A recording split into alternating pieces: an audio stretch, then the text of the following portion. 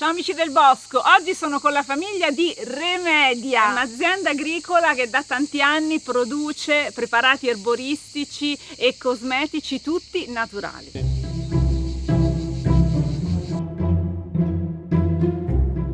Le piante, forse più di ogni altro essere vivente su questo pianeta, è uno spicchio che vive qua, ma è uno spicchio del cielo. Con questo video avremo informazioni importanti per coltivare piante officinali e piante aromatiche secondo l'agricoltura bioenergetica. E qui stiamo caricando il pentolone del nostro distillatore grande e qui ci saranno all'incirca 140-130 kg di capolini, di fiori di camomilla che andiamo a distillare.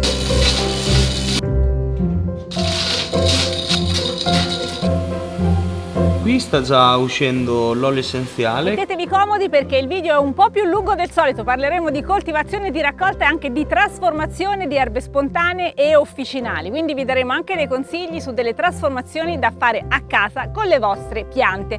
Prima di andare avanti però un bel like e se non l'avete fatto iscrivetevi al canale. Allora io mi affido a loro, da dove cominciamo? Naturalmente dai campi.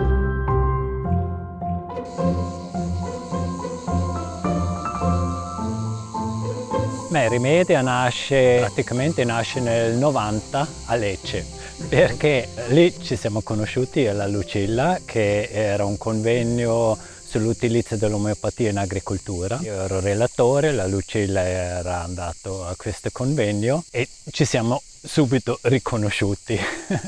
Anche poi ce l'abbiamo messo un po' di tempo, per 91 ci siamo messi insieme e abbiamo avuto la possibilità di prendere in custodia questo terreno che era dei genitori della Lucilla, che l'avevano comprato per far crescere i figli in mezzo alla natura. Come tutti e due avevamo comunque esperienza sia con la coltivazione delle erbe che anche con l'utilizzo, era abbastanza scontato di fare questo il nostro lavoro, no? E così siamo partiti. Ora tutti questi alberi che si vedono intorno, non c'era nulla, non c'era un albero in tutto il terreno, perciò la prima cosa che abbiamo fatto, abbiamo piantato alberi, perché per noi questo era essenziale sia per il clima, per il microclima, che per creare comunque un ambiente con una grande biodiversità. Lucilla e Hubert hanno unito le loro conoscenze e le loro esperienze per portare avanti l'azienda agricola che conducono seguendo un metodo di coltivazione tutto loro, che hanno chiamato agricoltura bioenergetica.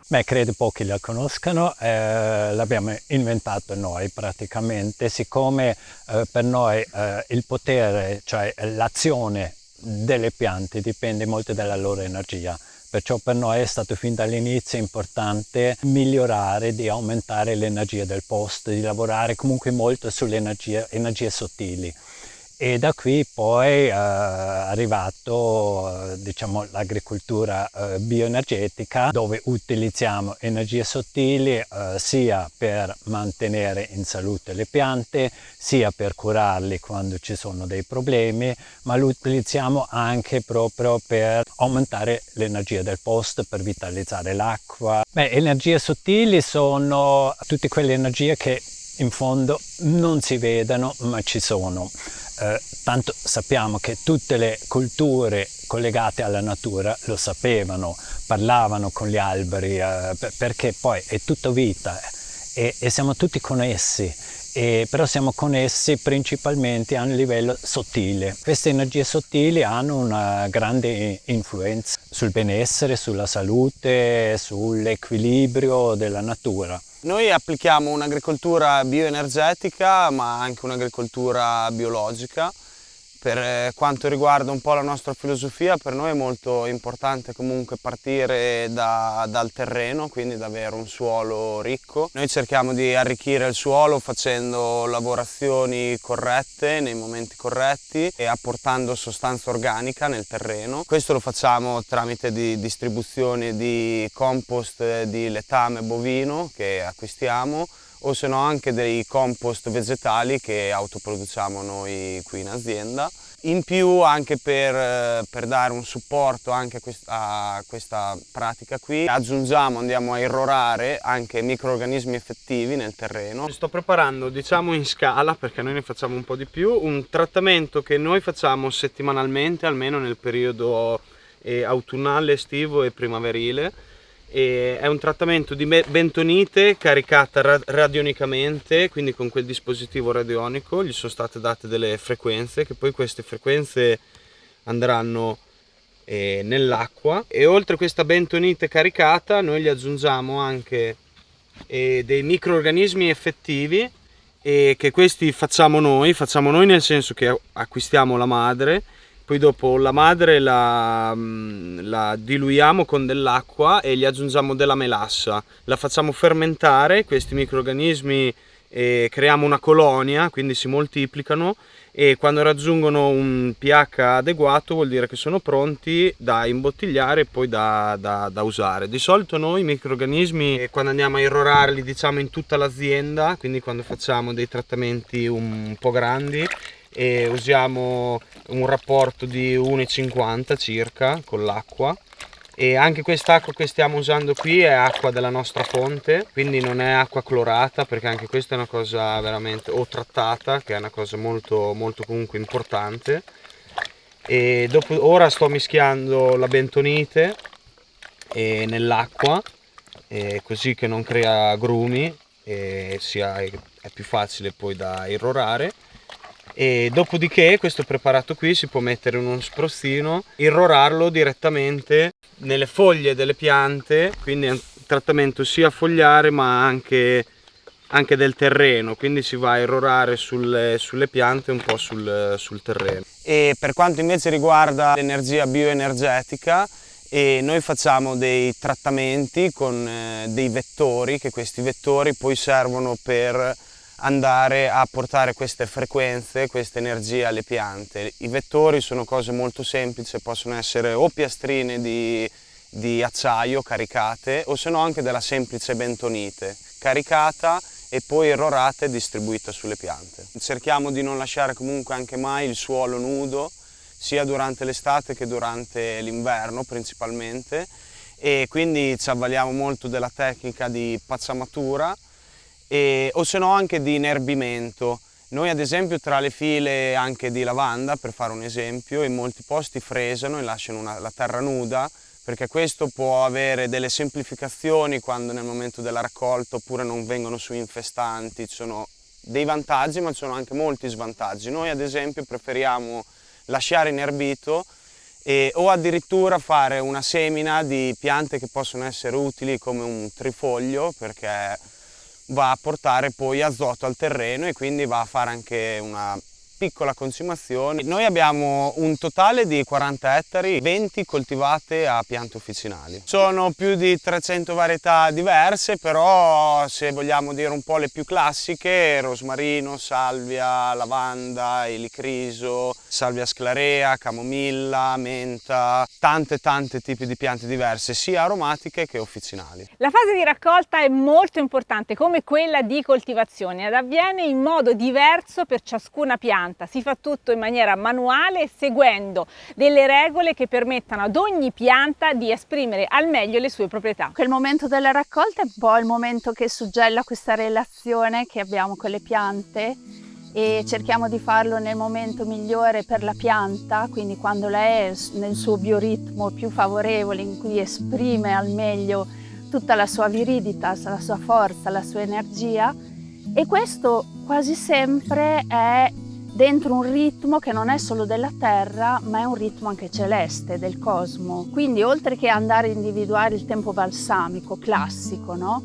Che può essere inizio fioritura, fine fioritura, a seconda poi della preparazione che si fa dopo, andiamo dalla pianta quando la pianta è in relazione al suo archetipo, e abbiamo scelto questo calendario vecchissimo, che è un calendario caldeico, che riporta i 7 archetipi che noi tuttora viviamo in qualche modo, che sono quelli dei 7 giorni della settimana, che sono collegati a 7 pianeti.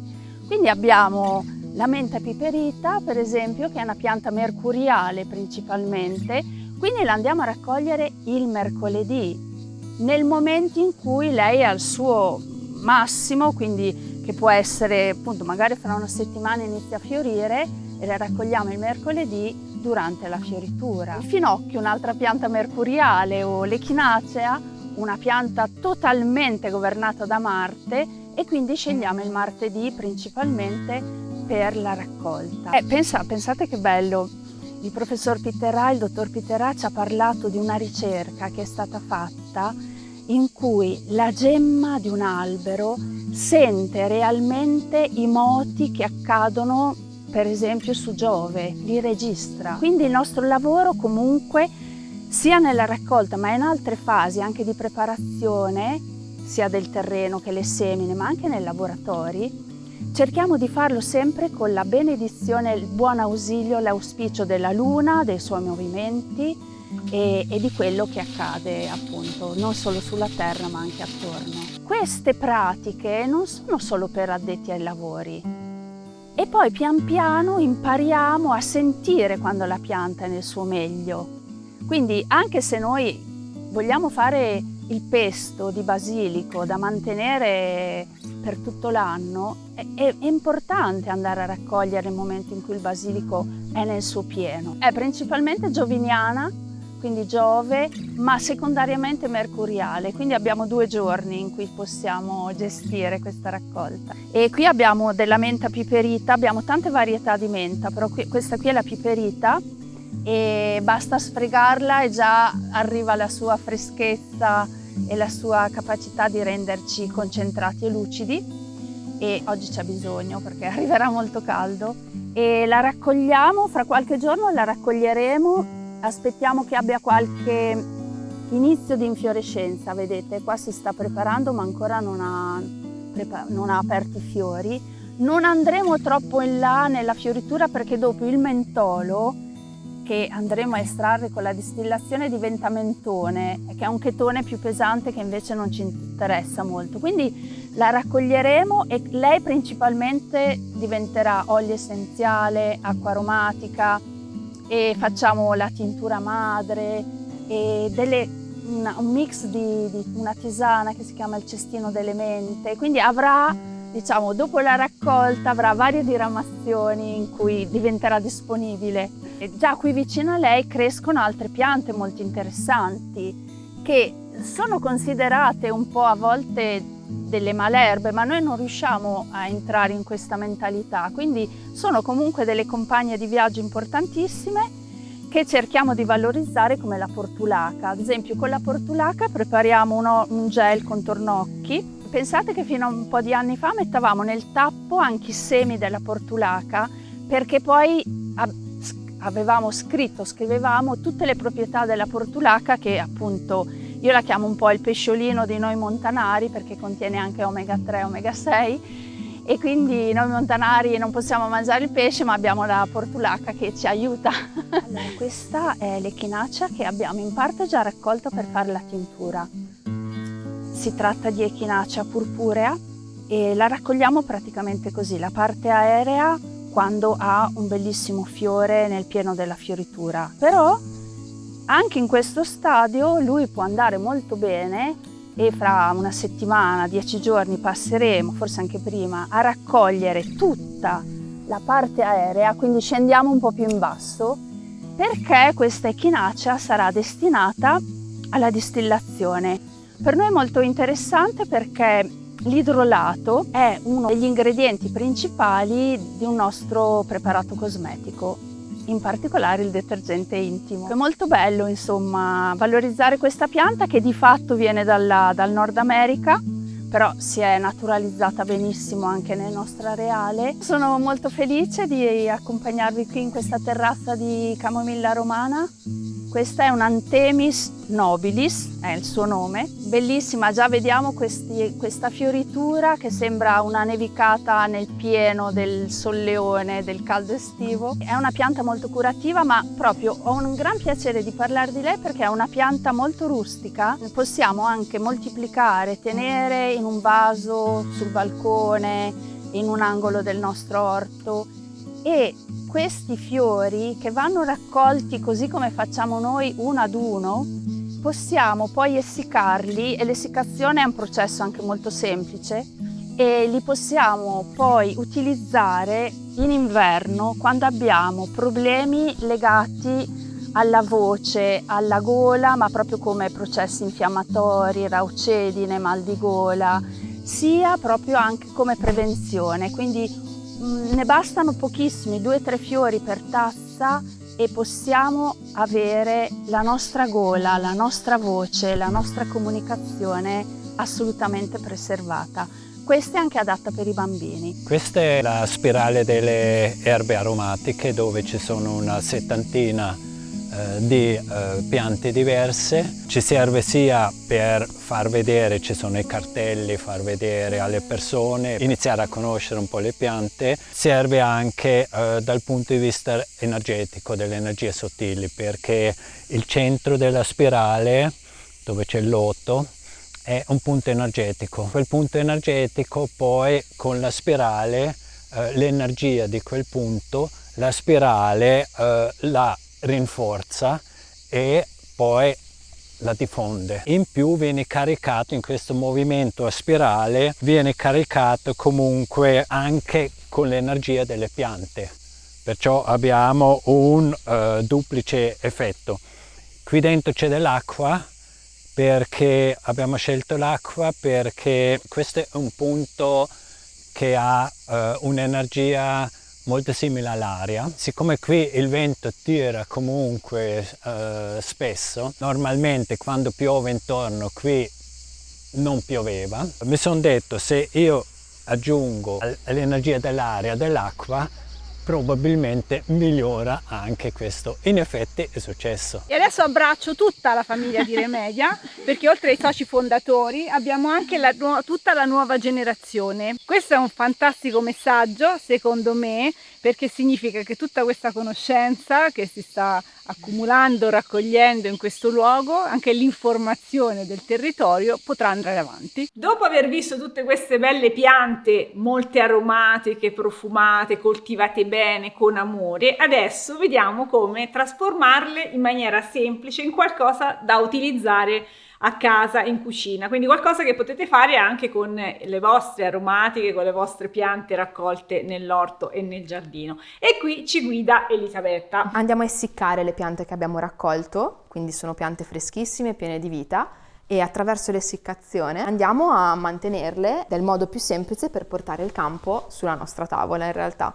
Quindi abbiamo dei cestelli che andranno in un essiccatore che avrà un motore con una ventola che scalderà l'aria. L'essiccazione è importante farla fra i 30 e i 40 gradi di norma per mantenere intatte tutte le proprietà. Andiamo, ad aiutare questo processo tagliando a circa 1 centimetro le nostre piantine. Per dei metodi un po' più casalinghi, un po' più spartani, che tanto ci stanno a cuore per chi non ha l'essiccatore, quando si tratta di piante con poco contenuto acquoso, come può essere anche il rosmarino, anche la salvia o dell'origano, possiamo lasciarle in un luogo asciutto, a testa in giù, oppure anche sparse su della carta assorbente, anche in casa. Oppure un altro metodo, che a me piace sempre molto, è quello di sfruttare in estate le nostre macchine, le nostre automobili, e quindi di mettere in dei sacchetti di carta, facendogli dei fori, lasciandoli in macchina. Quando la lasciamo al sole mentre stiamo andando al lavoro, mentre stiamo facendo altro, loro piano piano si essiccano. Ovviamente lì le temperature non sono controllate, però avremo la certezza che si essiccheranno senza aver usato nessun tipo di energia, anzi. Per delle piante che hanno più contenuto acquoso ovviamente è importante la temperatura ed è importante monitorarle per evitare che facciano poi muffe o patogeni che non vogliamo. Alcune piante possiamo lasciarle a foglia intera, come il basilico, perché comunque avendo tanta acqua al loro interno si restringerà molto. Ci sono altre cose che si possono essiccare, come l'aglio o la cipolla, che ovviamente fanno molto odore una volta essiccate, quindi teniamolo in considerazione questo, e lì servono temperature un pochino più elevate perché hanno un contenuto acquoso più importante. È bene sempre lasciare la foglia intera. Quanto profumo mantengono? Dipende dalla pianta, ma soprattutto dipende da come viene essiccata. e quindi mantenendo le temperature più basse possibili, la pianta rimane molto fragrante. Abbiamo del rosmarino, della salvia, della santoreggia, dell'origano, della menta, del prezzemolo e del basilico. Le erbette a questo punto sono state essiccate. Guardate che meraviglia. Ora però come le utilizziamo? Le potremmo utilizzare da sole quando cuciniamo, insomma in sostituzione di quelle fresche, o ci possiamo fare un sale aromatico ed Elisabetta ci insegna a fare il sale aromatico. Dobbiamo avere cura che le nostre erbe siano perfettamente essiccate. Questo lo possiamo capire per le erbe che hanno ancora il gambo, quando sentiamo che il gambo fa scroc e quando ci sembrano proprio al tatto croccanti. Le erbe una volta essiccate vengono triturate e poi setacciate. Queste sono tutte le erbe che abbiamo visto prima, in sostanza, gli stessi ingredienti. In più c'è l'aglio che viene fatto a fettine e essiccato a una temperatura un po' più elevata e poi polverizzato. E vi assicuro che il sapore dell'aglio essiccato a casa non ha niente a che vedere con quello che si trova al supermercato. Per fare il nostro sale aromatizzato, per farne circa 100 grammi, andiamo a mettere 3 grammi di salvia, 3 grammi di prezzemolo, 3 grammi di santoreggia, 3 grammi di origano, 3 grammi di rosmarino e 5 grammi di aglio essiccato. E abbiamo circa 80 grammi di sale. E le nostre erbe essiccate sono state triturate appunto e le andiamo a unire al nostro sale. Questo è un ottimo modo in realtà anche per usare meno sale. Se si usano erbe come il sedano essiccato o il levistico, che poi si chiama anche sedano di montagna, no? Che noi utilizziamo in alcuni nostri sali, danno molta sapidità. Proprio shaker. Che profumino! Poi se questa bruschetta la preparate anche con un pane buono, viene una roba buonissima. Comunque il sale aromatico si usa in tutti i piatti che volete, si può fare con meno erbe, con quello che avete nell'orto, è molto semplice, insomma c'è qualche passaggio ma è una cosa che si può replicare e è veramente un aiuto per fare buone ricette. E un'altra cosa che possiamo fare a casa, sempre con le erbette dell'orto, sono le tisane. Oggi vediamo la ricetta per una tisana digestiva, ma anche qui poi si trovano tutte le ricette che volete e potete curarvi, prendervi cura di voi, sempre con le piante che avete coltivato.